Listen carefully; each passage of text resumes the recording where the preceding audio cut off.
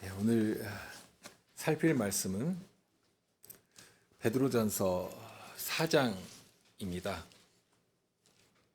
4장 1절부터 6절까지 낭독하겠습니다. 그리스도께서 이미 육체의 고난을 받으셨으니 너희도 같은 마음으로 갑옷을 삼으라. 이는 육체의 고난을 받은 자가 죄를 그쳤음이니 그 후로는 다시 사람의 정욕을 좇지 않고 오직 하나님의 뜻을 좇아 육체의 남은 때를 살게 하려 함이라. 너희가 음란과 정욕과 술 취함과 방탕과 연락과 무법한 우상 숭배를 하여 이방인의 뜻을 좇아 행한 것이 지나간 때가 족하도다. 그러므로 너희가 저희와 함께 그런 극한 방탕에 다름질하지 아니하는 것을 저희가 이상히 여겨 비방하나 저희가 산자와 죽은 자 심판하기를 예비하신 자에게 직고하리라. 이를 위하여 죽은 자들에게도 복음이 전파되었으니 이는 육체로는 사람처럼 심판을 받으나 영으로는 하나님처럼 살게 하려 함이니라.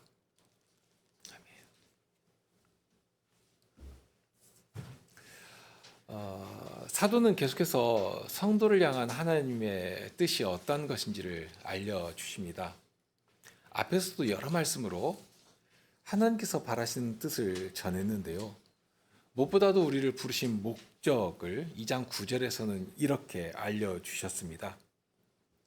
오직 너희는 택하신 족속이요 왕같은 제사장들이요 거룩한 나라요 그의 소유된 백성이니 이는 너희를 어두운 데서 불러내어 그의 기이한 빛에 들어가게 하신 자의 아름다운 덕을 선전하게 하려 하심이라. 자, 그러면 어떻게 해야 하는 것인가? 그 방법도 알려주시거든요. 그 앞에 2절에 보면 갓난 아이들 같이 순전하고 신령한 젖을 삼아라. 이는 이로 말미암아 너희로 구원에 이르도록 자라게 하려 함이라. 너희가 주의 인자하심을 맛보았으면 그리하라. 그러니까 다른 방법으로 되는 것이 아닙니다. 5절에 보면 너희도 산돌같이 신령한 집으로 세워지고 예수 그리스도로 말미암아 하나님이 기쁘게 받으실 신령한 제사를 드릴 거룩한 제사장이 될지니라. 자, 이런 말씀들에서 강조되는 중심 표현이 있죠. 딱 중심을 잡고 움직이는 것이 있는데 예수 그리스도로 말미암아입니다. 예수 그리스도로 말미암아. 사도는 다양한 표현을 통해서 바로 이 사명을 어떻게 감당할 수 있을 것인지를 알려주십니다. 3장에 들어와서는 세상과 구별되어서 세상을 파하는 그리스도의 군병으로 어떻게 살아갈 수 있는 것인가 하는 것을 알려주시는데요. 마치 방주와도 같습니다. 3장 20절이나 21절에 나오는 홍수의 물이나 세례의 물이나 자체로 보면 물 자체로는 죽음의 표와도 같았습니다. 분명 거기 나오는 물은 죽음이고 심판이고 그랬거든요. 그런데 노아와 가족들에게는 심판의 물인 이 동일한 물이 구원의 증표가 되었습니다. 하나님의 새로운 경륜의 시작을 알리는 물이 되었습니다. 세례표에서는 더욱 분명하게 드러나죠. 바울 사도가 전한 말씀인데요. 로마서 6장 3절 4절입니다. 무릇 그리스도 예수와 합하여 세례를 받은 우리는 그의 죽으심과 합하여 세례받은 줄을 알지 못하느뇨. 그러므로 우리가 그의 죽으심과 합하여 세례를 받음으로 그와 함께 장사되었나니 이는 아버지 영광으로 말미암아 그리스도를 죽은 자 가운데 살리심과 같이 우리로 또한 새 생명 가운데 행하게 하려 함이니라. 죽었기 때문에 예수 그리스도와 합하여서 죽었기 때문에 그리스도로 인하여서 새 생명 가운데 살아갈 소망을 가질 수 있게 된 것입니다. 그러면서 사도는 우리에게 주신 자유의 능력이 어떠한 것인지를 알게 하십니다. 세상을 파는 힘이 그런 데서 나오거든요. 더 이상 우리는 죄의 종이 아닙니다. 자녀들은 혈육에 함께 속하였음에 그도 또한 한 모양으로 혈육에 함께 속하심은 사망으로 말미암아 사망의 세력을 잡은 자 곧 마귀를 없이 하시며 또 죽기를 무서워함으로 일생에 매여 종노릇하는 모든 자들을 놓아주려 하심이니. 히브리서 2장 14, 15절입니다. 사망의 권세가 죽음의 채찍을 내려치면서 끌고 가면 쩔쩔매면서 노예처럼 끌려다닙니다. 그게 모든 인생의 숙명과도 같은 모습이죠. 그러면서 자기는 아니라고 합니다. 내 의지대로 내가 하고 싶은 거 다 하면서 하니까 나는 종이 아니라고 그렇게 답할 것입니다.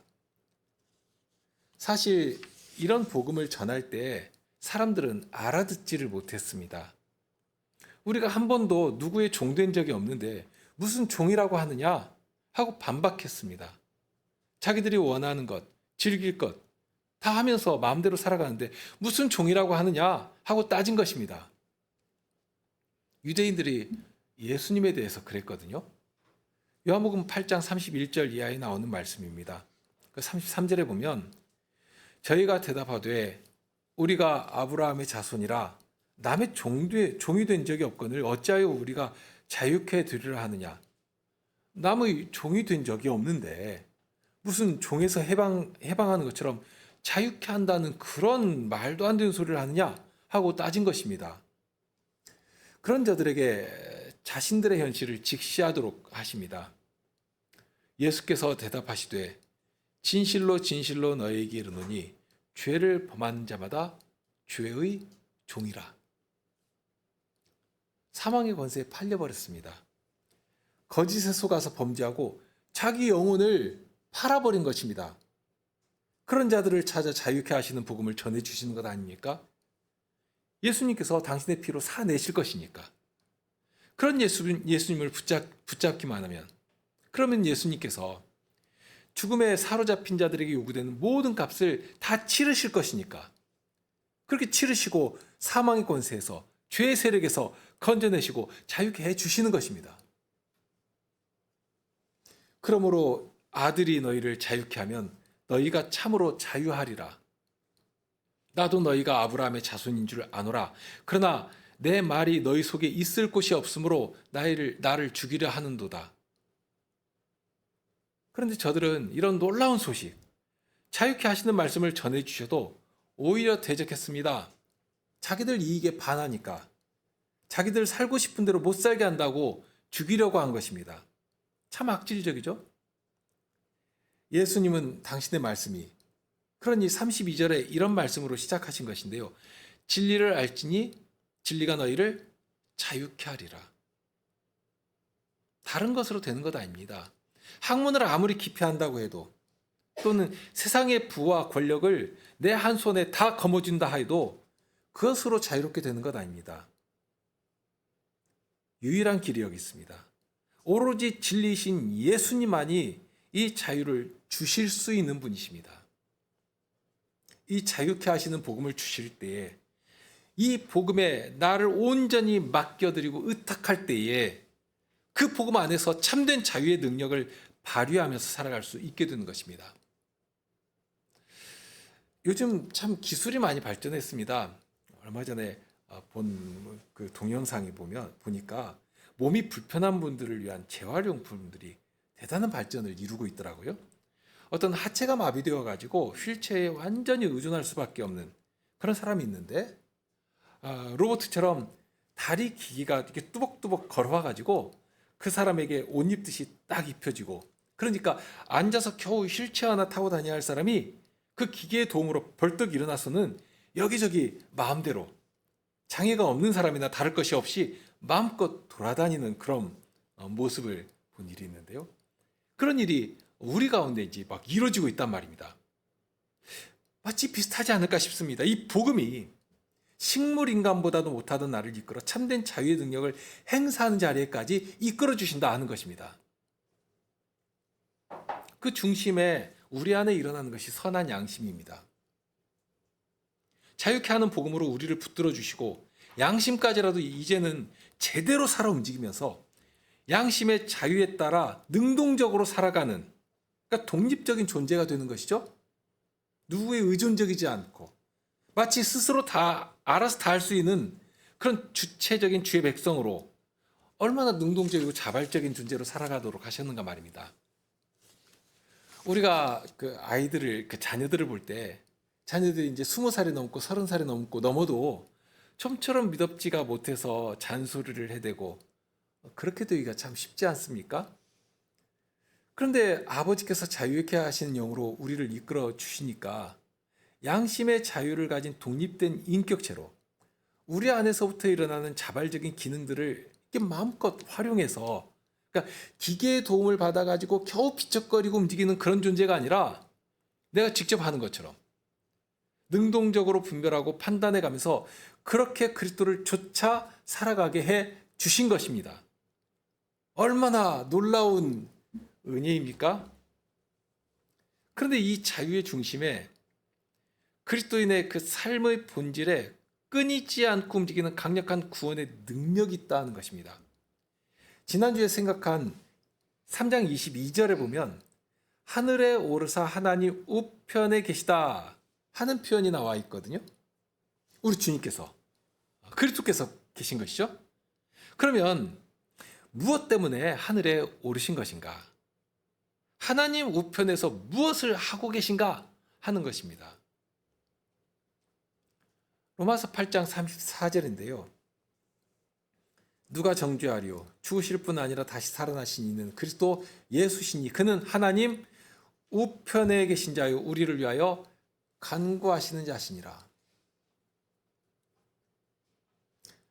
그리스도께서 우리의 구원이 되시기 위해서 그러신 것인데요. 오늘 읽은 4장 처음부터 분명하게 고백하도록 하신 것이 그런 것입니다. 그리스도께서 이미 육체의 고난을 받으셨다. 이미 종결된 사실입니다. 우리의 구원이 되시기 위해서.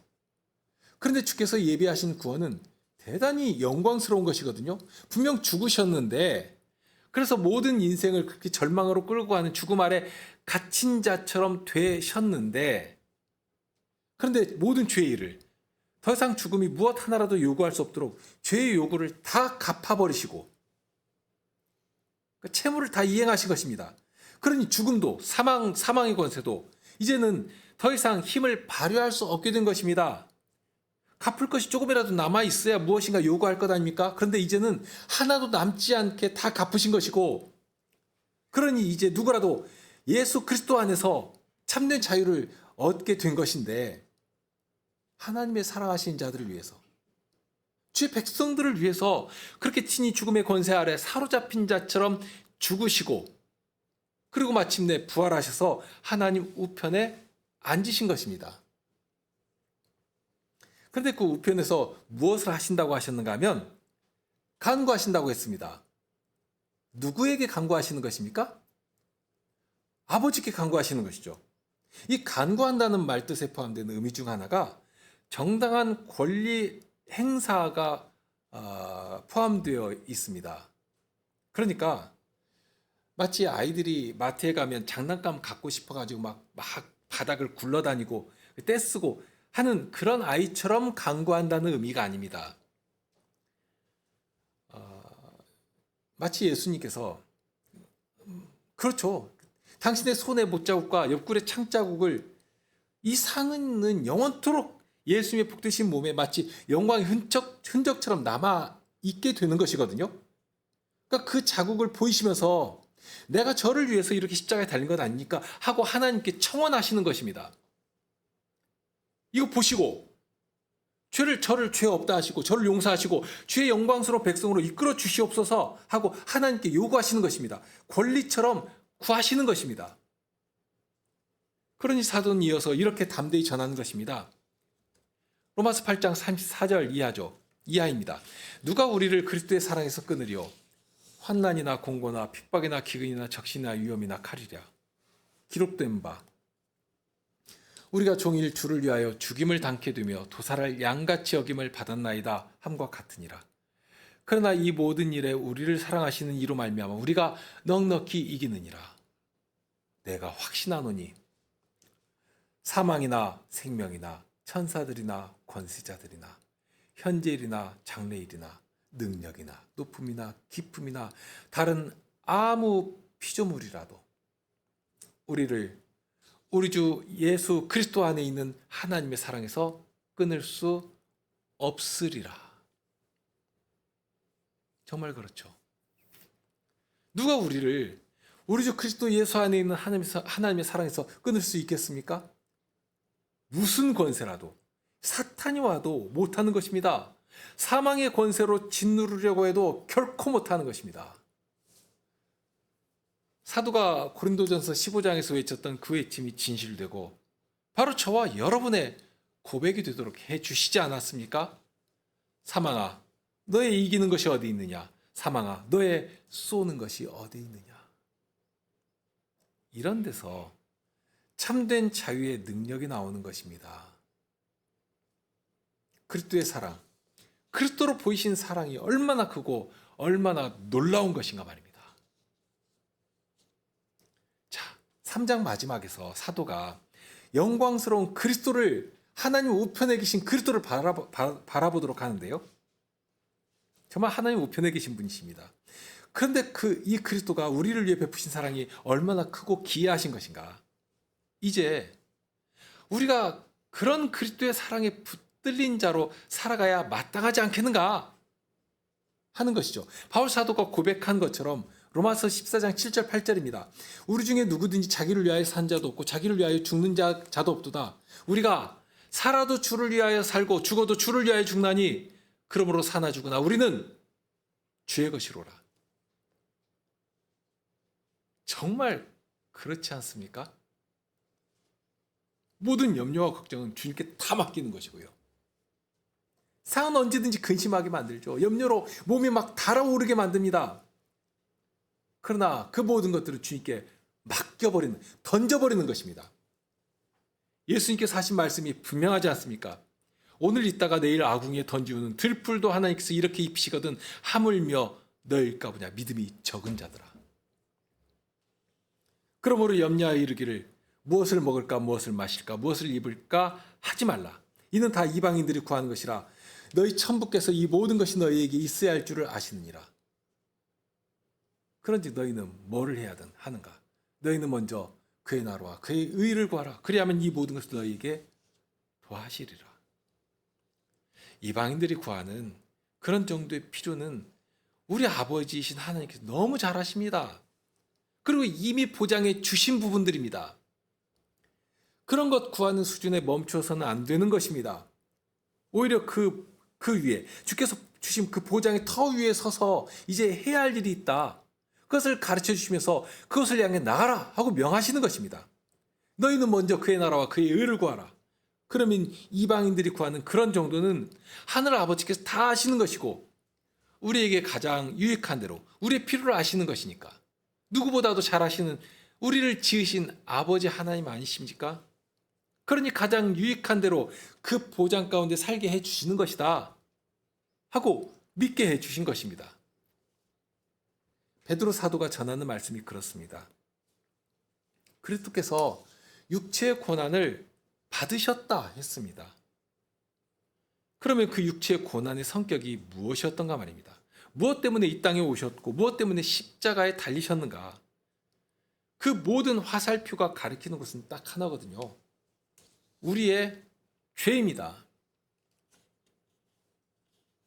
우리의 허물로 인해서 그리스도께서 육체의 고난을 기꺼이 감내하신 것입니다. 당신이 죄가 많아서 그런 비참한 자리에 가신 것이 아니지 않습니까? 오직 홀로 의로우신 분께서 우리를 사랑하시는 하나님의 그 사랑의 요청에 당신을 혼연히 들이시면서 그렇게 우리가 마땅히 받아야 하는 모든 죄의 값을 당신의 육체의 고난을 통해서 다 갚아내신 것입니다. 하나도 남지 않도록. 이 1절 말씀, 육체의 고난을 받은 자는 죄를 그쳤다고 하신 이 말씀에서 바울 사도의 말씀이 마치 하모니를 이루며 전해지는 것처럼 들립니다. 로마서 6장 1절에 하신 말씀인데요. 1절 이하에 그런즉 우리가 무슨 말 하리요? 은혜를 더하게 하려고 죄에 거하겠느냐? 그럴 수 없느니라. 죄에 대하여 죽은 우리가 어찌 그 가운데 더 살리요? 무릇 그리스도 예수와 합하여 세례를 받은 우리는 그의 죽으심과 합하여 세례를 받은 줄을 알지 못하느뇨? 그러므로 우리가 그의 죽으심과 합하여 세례를 받음으로 그와 함께 장사되었나니 이는 아버지의 영광으로 말미암아 그리스도를 죽은 자 가운데 살리심과 같이 우리도 또한 새 생명 가운데 행하게 하려 하심이라. 은혜를 더하게 하려고 죄에 거하겠느냐? 그럴 수 없다 하고 하신 이 말씀을 왜 하시는 것인지 아실 것입니다. 바로 앞에서 사도는 예수님께서 이루신 구원의 능력이 얼마나 크고 얼마나 강력하고 얼마나 광범위한 것인가 한 사실을 전했거든요. 정말 죄가 더한 곳에 은혜가 더욱 넘치도록 해주셨단 말입니다. 어떠한 죄라도. 그러니 진홍같이 붉은 죄악일지라도 아무 상관없습니다. 예수님께 나오기만 하면 다 씻어주시고 다 용서해 주십니다. 그러니 마치 50데나리온 빚을 탕감받은 자보다 500데나리온 빚을 탕감받은 자가 더욱 그 탕감해 준 그분을 더 사랑하는 것처럼 그렇게 되는 것 아니겠습니까? 더 큰 죄를 용서받은 자가 더 크게 감사하게 되는 그렇게 되는 것입니다. 내 수준에서 얼마든지 감당할 수 있는 그런 적당한 것이라면 그것을 갚아주든 말든 뭐 상관이 없습니다. 오히려 귀찮아지죠. 내가 얼마든지 할 수 있는데 그런 것 해주겠다고 나오면 그거 귀찮고 오지랖처럼 여길 것입니다. 또 뭐 상관하려고 저러는가. 그렇게 생각 안 하겠습니까? 그런데 만일 사형에 해당하는 죄, 아니 3대가 멸해도 갚을 수가 없는, 씻을 수가 없는 그런 죄를 일거에 다 없이 해주신다면 어떻겠습니까?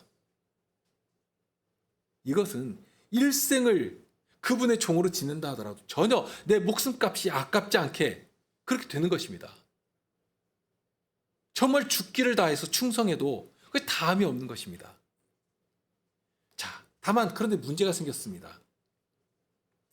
죄의 값을 더 많이 탕감받는 그 사람에게 그만큼 더 큰 은혜가 비친다 하고 말씀하니까 어떤 사람은 그것을 기회로 삼아서 야, 더 큰 은혜를 받으려면 기왕이면 더 큰 죄를 지어도 되겠구나 하고 생각하는 사람도 생겼다는 것입니다. 이게 참 교묘한 사람의 악한 모습이거든요. 그럴 수 있지 않습니까? 어차피 공짜인데 기왕이면 한번 크게 하고 인생도 한번 시원하게 끝까지 즐겨보고 그런 후에 갚아주시는 은혜도 더 크게 받으면 더 감사할 수 있지 않겠는가. 그런 식의 생각을 하는 그런 사람들을 향해서 이 6장 말씀을 하신 것입니다. 2절에 그럴 수 없느니라 하고 아주 분명하게 말씀하시죠. 그럴 수가 없는 것입니다. 죄에 대해서 죽었는데 어찌 그 가운데 더 살 수가 있다는 말인가 하고 말씀하시는 것입니다. 베드로 사도가 여기서 전한 말씀이 동일한 말씀입니다. 1절에 그리스도께서 그렇게 육체의 고난을 받으셨습니다. 오로지 우리를 사랑하시는 그 사랑으로 인해서 그렇게 하신 것입니다. 그러니 이제 나의 몸이라도 누구를 위해서 무엇을 위해 사용해야 마땅하겠는가 하는 것입니다. 더구나 1절 말미에는 참으로 힘이 되는 말씀도 더해 주시죠. 마치 죄가 더한 곳에 은혜가 더욱 넘쳤다고 하신 말씀과도 아주 유사한데요. 육체의 고난을 받은 자는 죄를 그쳤다고 하실 만큼 그렇게 되는 것입니다. 더 이상 죄의 요구가 우리를 지배하지, 주장하지 못하게. 그런데 그것이 그냥 되는 것이 아니다 하는 것입니다. 말 그대로 육체의 고난을 기꺼이 감당하고 나가는 그런 자에게 주시는 선물과도 같다 하는 신비한 말씀을 하십니다. 그러니까 성도들에게 있어서 고난은 고난으로 끝나지 않는 것입니다. 결코 그렇지 않습니다. 우리가 요셉의 이야기도 배웠지만 요셉도 그런 것 아닙니까? 고난이 고난으로 끝나지 않거든요. 오히려 그 고난이 우리의 죄를 그치도록 만드는 육체의 어려움이 있어서 오히려 죄의 유혹을 덜 받고 죄를 이기기도 하고 그런 일들이 얼마든지 있지 않습니까? 반대로 고난도 없고 인생 문제가 술술 잘 풀리고 문제없이 살아가고 하니까 그것을 기회로 해서 세상을 향해 나아가고 세상을 즐기는 유혹에 빠지는 일들을 너무나 많이 보거든요. 물론 여기 이 육체의 고난이 무엇인지 고난을 받은 자는 죄를 그쳤다고 하신 이 말씀이 오로지 예수님께만 해당되는 것인지 아니면 성도들에게까지도 미치는 것인지 그것이 정확하게 구분되어 있지는 않습니다. 모호한 표현으로 남겨놓으시거든요. 그러니까 딱 그 답이 떨어지는 수학 문제보다는 약간은 모호한 표현으로 생각에 이렇게 여유분을 남겨놓으신 일부러 그렇게 하셨다 하는 생각을 하게 됩니다. 하지만 분명한 것은 이 말씀이 위로가 된다는 사실입니다. 바울 사도가 절규하듯이 했던 그 말씀 있지 않습니까? 오호라 나는 공고한 사람이로다 하고 했던, 그런데 베드로 사도는 여기에서 위로를 함께 전해줍니다. 정말 그리스도의 온전하신 의가 이 땅에서부터 우리의 것인 것처럼 그렇게 되게 해 주신 것입니다. 그러니 그런 자가 이제 죄에 대해서, 육체의 욕망에 대해서 어떤 생각을 가지고 어떤 태도를 가지고 대하게 되겠는가? 예전 살던 방식대로 예수님을 다시 십자가에 못 박는 그런 태도로 살아갈 수가 있겠는가? 은혜를 더욱 넘치도록 받겠다고 죄는 그냥 조금 무덤덤하고 무감각하게 그렇게 여기고 그냥 적당히 분질러 가면서 그렇게 즐겨가면서 그렇게 살아가도 되겠는가? 하나님은 사랑이시니까 이런 정도는 그냥 봐주시겠지, 다 용서해 주시겠지 하는 그런 태도로 살아갈 수가 있겠는가 말입니다. 어떤 분은 이 부분을 설명하면서 기독인들을 마치 번지 점프하는 크리스찬 같다 하는 말로 이렇게 묘사를 한 글을 읽은 적이 있는데요. 마치 구원이라고 하는 그 줄이 나를 꽉 붙잡고 있으니까, 그러니 마치 번지 점프 대 위에서 그냥 폭 뛰어내리는 것처럼 그렇게 한번 몸을 날려가지고 그 짜릿한 즐거움을 느껴보겠다고 그렇게 살아가는 교인들이 많다는 것입니다. 어차피 구원 받았으니까, 어차피 지옥은 안 가고 천국 가는 표는 따놓았으니까, 그러니 내 발에 끈이 묶여 있는지, 이 끈이 얼마나 튼튼한 것인지 그런 것은 확인할 것도 없이 그렇게 담대하게 세상의 것도 사람의 정욕도 그렇게 추구하며 살아버리는 그런 기독교인들의 모습들이 참 많이 보인다 하는 것입니다. 그러나 사도의 가르침은 분명합니다. 1절 마지막에 죄를 그쳤다고 했습니다. 그래서 2절에는 다시 사람의 정욕을 따를 수가 없다 하는 말씀도 하시죠. 이 말씀은 절로 된다는 그런 뜻이 아닙니다. 분명 싸워나가야 합니다. 여전히 우리 안에 찌르는 것이 있습니다. 그럴지라도 예전 살던 방식대로 죄를 먹고 마시는 그런 일을 할 수가 없습니다. 하나님께서 우리에게 바라신 선하신 뜻이 있습니다. 앞에서 말씀하신 것처럼 그의 기이한 빛이 들어가게 하신 분의 아름다운 덕을 선전하도록 하시는, 그러니까 세상 앞에 우리를 이렇게 자랑하게 하시는 것입니다. 그런데 이 선전한다 하는 말씀에는 우선순위가 아주 분명한 말씀이거든요. 그러니까 선전하게 하신다고 했는데요. 실은 우리가 이렇게 선전하기 전에 하나님께서 우리를 그렇게 세상 앞에 자랑거리로 내놓으셨다 하는, 이미 하나님께서 이루신 그 일이 전제되어 있습니다. 이미 우리를 세상 앞에 자랑거리로 내놓으신 것입니다. 그러니까 우리를 자랑하고 싶은 하나님의 마음이 먼저 움직이고 있다는 것입니다. 예를 들면 자식이 좋은 대학이나 좋은 직장에 들어갔다고 해보시죠. 그럼 부모들은 대놓고는 못해도 은근히 이렇게 말끝에 그런 자식 자랑이 묻어나게 되지 않습니까? 마음을 숨길 수가 없거든요. 그런데 여기 하나님의 아름다운 덕을 선전한다고 하는 것은 그런 것입니다. 우리가 하나님의 덕을 자랑하기 전에 이미 하나님께서 당신의 자랑거리로 우리를 이 땅에 내놓으신 것입니다.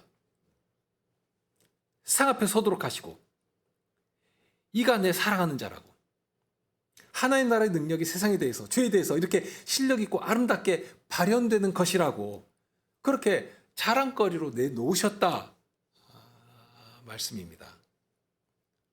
그러니 우리도 마땅히 우리를 사랑하신 그분을 세상 앞에 자랑하고 선전하고 그렇게 살아가야 마땅하지 않겠는가 하는 말씀입니다. 내가 부모의 자랑이듯이, 그렇다면 그런 부모의 뜻을 따라 살고자 하는 그런 심정이 자연스럽게 우러나는 것인데요. 여기 2절에 담긴 의미가 그런 것입니다. 이미 남은 때가 있습니다. 하나님께서 부르실 때까지 이 땅에 살아가야 합니다. 그런 때에 무엇을 위해 살아가는 것인가? 우선 아닌 것을 말씀하시죠. 사람의 정욕을 따르지 않는다고 했습니다. 더 이상 육체의 일을 추구할 수가 없다 하는 것입니다. 그러면서 3절에 가서는 정욕의 행위에 대해서 더 구체적인 내용들을 알려주십니다. 음란과 정욕과 술 취함과 방탕과 연락과 무법한 우상 숭배를 말씀했습니다. 물론 여기 나오는 것이 전부라 말할 수는 없죠. 대표적으로 몇 가지만 쓰신 것입니다. 그런데 여기에 나오는 것에는 이게 중요한 교집합이 있거든요. 마지막에 그 무법한 우상 숭배라고 하는 것과 그 앞에 있는 음란, 정욕, 술 취함 이런 것들, 연락 뭐 이런 것들. 당시 로마 사회는 사람들의 덕성과 사회적인 규범으로 무범 시민이라면 적어도 하나 이상의 종교를 가지고 신을 섬겨야 한다 하고 이렇게 종교를 가지고 신을 섬길 것을 권장했습니다. 거의 의무조항으로 담아놨습니다. 그러니까 당연히 그래야 한다고 하는 그런 도덕적인 규범들이 있지 않습니까? 오늘날도 그런 것들이 많은데요. 그러니까 사람이라면, 그러니까 사람 자식이라면 그러면 안 된다는 뭐 그런 말도 하고요. 그런 식으로 당연히 해야 하는, 그래야 하는 그런 규범들이 많이 있습니다. 그런데 과연 하나님의 말씀도 그러한 것인가? 오히려 하나님의 뜻에 부합한가 아닌가? 거기에 초점이 맞춰져야 하는 것 아니겠습니까? 그런데 이것이 거꾸로 된 것이죠. 저들이 만든 우상 숭배를 보면 사람들의 감정을 자극하면서 원초적인 즐거움과 쾌락을 주기도록 만들어 놓았습니다. 굉장히 감각적입니다. 눈에 보이는 것, 손에 만지는 것, 마시고 느끼고 즐기는 것들. 사람들도 대단히 그런 거 좋아하지 않습니까? 오늘날 교회에서도 그러한 방법론들을 굉장히 많이 도입하고 하나님을 느끼도록 만들려고 하죠. 그러니 그러한 자리에 참여하면 참 좋습니다. 먹고 마시고 즐기고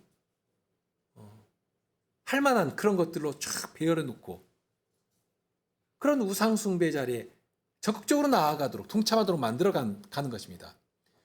특히 우상 숭배를 말할 때 무법하다는 표현을 합니다. 무슨 우상 숭배가 무법한 것이 따로 있고 또 반대로 적법한 것이 따로 있겠는가? 그런 것이 있을 수 없지 않습니까? 그런데 여기 무법하다고 하는 것은 마치 바울 사도의 가르침처럼 하나님께서 내신 것들을 거꾸로 바꿔버리는 그런 것들입니다. 하나님께서 주신 선한 것들을 더럽히고 추한 것들로, 그러니까 순리로 사용해야 하는데 영리로 바꿔버리는 그런 것들입니다. 부부의 아름다운 관계도 음란에 추접한 것으로 바꿔버리고요. 하나님께서 주신 기쁨의 포도주도 술 취함과 방랑과 향락의 도구로 바꿔버리고요. 그러니까 여기 술 취함과 방탕과 연락이라고 하는 이 말은 이 술과 아주 긴밀한 관계가 있는 말들이거든요. 아주 허랑방탕하게 주께서 주신 것들을 영리로 인생의 욕망과 쾌락을 위한 도구로 더럽게 바꿔버리는 것입니다. 그 중심에 하나님이 아닌 것들을 하나님으로 알고 섬기는, 추종하고 추앙하는, 붙들고 거기에 이렇게 매달려 사는 그런 우상숭배가 있는 것입니다. 그런데 이제는 그 관계가 완전히 끝나버렸다고 말합니다. 이건 불복종과 자유의 선언입니다. 끝났습니다. 그러니 이제 더 이상 예전껏 기웃거리면서 질척대면 안 됩니다. 그렇게 구차하게 살아가면 안 됩니다. 3절 마지막에 지나간 때로 족하다 하고 나와 있지 않습니까? 지나간 때로 족하다. 이 표현이 어떻게 이렇게 느껴지시는지 모르겠는데요. 이미 충분히 할 만큼 다 한 것입니다. 놀 만큼 놀았고 나쁜 짓 할 만큼 다 한 것입니다. 이방인처럼 충분히 살았습니다. 원이 없도록 했습니다. 그러면 이제는 그거 그만하고 나쁜 짓 충분히 해봤으니까 그만하고 다음엔 안 되는 것입니다. 그런 강력한 요구가 담겨있는 그런 표현이죠. 그만하면 넘치도록 했다. 그러니 당장 그치고 더 이상 그거 기웃거리지 말고, 그런 말씀입니다. 베드로 사도를 통해서 전해주시는 말씀이지만 하나님의 기다리심이 정말 진하게 느껴지는 표현 아닙니까? 그냥 뭐 기다리실 것도 없이 혼을 내도 되실 것인데요. 그렇게 하지 않으시거든요. 이제 그만하면 족하다. 이제 족하다. 하고 부르시는 것입니다. 사도는 남은 때라고 하는 희망이 가득한 때를 알립니다. 하나님께서 목적하신 경영이 우리의 남은 때에 가득 담겨 있습니다. 하나님의 기대와 사랑이 가득 남겨져 있는 그런 때이죠. 그런 표현이 여기 느껴지시죠? 저 하나님의 기대가 이 남은 때에 담겨 있는 것입니다. 그러니 우리에게 남겨진 이 때를 무엇으로 가득 채워나가야 하겠습니까? 이방인의 뜻을 따라 행한 것은 이미 족하니까, 이미 충분히 했다고 했지 않습니까? 그러니 이제는 이 남은 때를 하나님의 뜻으로, 선한 행실로, 하나님의 기뻐하시는 그 일로, 하나님 나라의 복된 경영으로 이렇게 차곡차곡 채워나가야 하지 않겠습니까? 그렇게 해야 하는 것입니다. 갈라디아서 2장 15절 말씀 잘 아시죠? 20절 말씀. 내가 그리스도와 함께 십자가에 못 박혔나니 그런즉 이제 내가 산 것이 아니요 오직 내 안에 그리스도께서 사신 것이라. 이제 내가 육체 가운데 사는 것은 나를 사랑하사 나를 위하여 자기 몸을 버리신 하나님의 아들을 믿는 믿음 안에서 사는 것이라. 정말 내가 사는 것이 무엇으로 사는 것인가?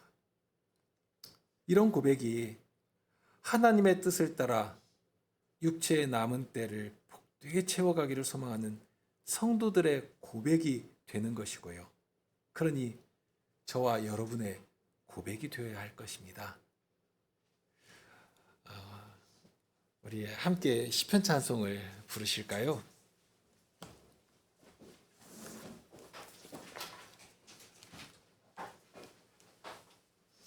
31편인데요.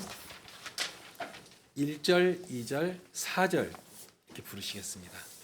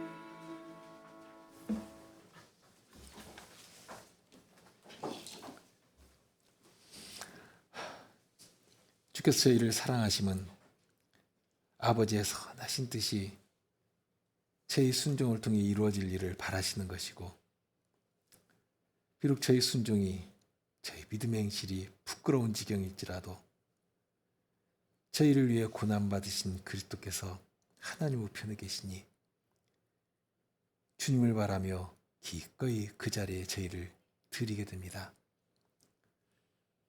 주님, 이제 저희 생이 얼마나 남았는지 저희는 모르지만 그 시간들이 주님의 영광으로 하나님 나라의 복된 능력으로 가득가득 채워져 가게 하여 주시고 그렇게 주의 은혜로 그 사랑의 능력으로 함께하여 주시옵소서. 주님의 지혜로 채워주시고 그렇게 주님의 구원이 얼마나 복되고 영광스러운 것인지를 온 땅이 듣도록 자랑하고 선전하는 저희가 되게 하여 주옵소서. 그 일에 쓰여지는 저희 성도들이 다 되게 하여 주시옵소서. 우리 주님 예수 그리스도 이름으로 기도드립니다. 아멘.